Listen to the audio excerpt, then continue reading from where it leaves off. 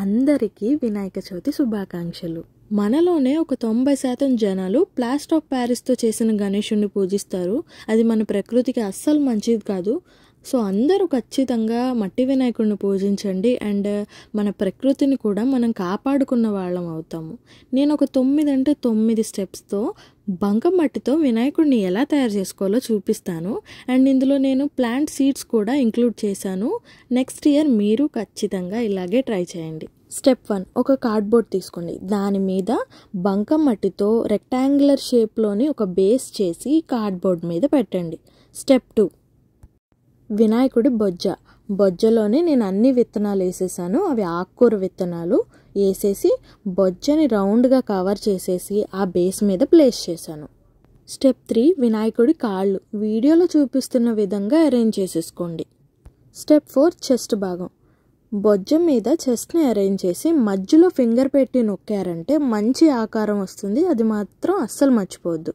Step 5, హ్యాండ్స్ని chest భాగానికి అంటించి ఒక చేయి దీవిస్తున్నట్టు ఒక చేయి లడ్డూలు పట్టుకుంటున్నట్టు అరేంజ్ చేసేసుకోండి. స్టెప్ 6, తల భాగం. మీ బొమ్మ ఎంత ఉందో చూసుకొని దాన్ని బట్టి దానికి తగ్గట్టుగా మంచి రౌండ్ షేప్లో ఉన్న ఒక తలకాయని అరేంజ్ చేసుకోండి. స్టెప్ 7, చెవులు. తలకాయ ఎంతైతే మీరు తీసుకున్నారో దానికి సగం చెవులు తీసుకోండి. చెవులను తలకాయకి అటాచ్ చేసి ఆ తర్వాత ప్రెస్ చేస్తే మంచి షేప్ వస్తుంది. స్టెప్ 8, తొండాన్ని కూడా ఫేస్కి ఇలా గట్టిగా ప్రెస్ చేసి మొత్తాన్ని స్మూత్ చేసేయండి. స్టెప్ 9, తలపాగా.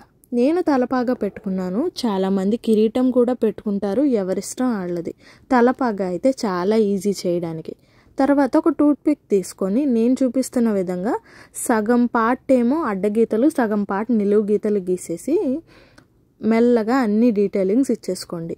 కళ్ళు, చెవులు అన్నిటికీ గీతలు గీసేసుకోండి.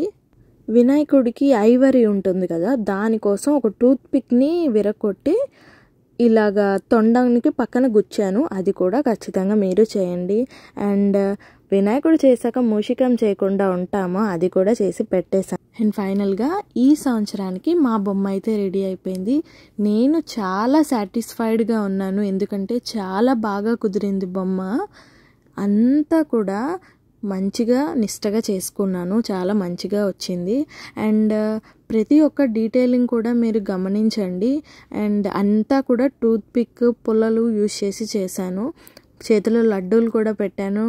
అండ్ పంచ కోసం కూడా టూత్పిక్ని యూజ్ చేసి ఆ గీతలంతా పెట్టాను. అండ్ మూషికం కూడా చాలా బాగా వచ్చారు. మా ఎకో ఫ్రెండ్లీ గణేశుడిని నిమజ్జనం ఎలా చేస్తానో నెక్స్ట్ షాట్లో అప్లోడ్ చేస్తాను.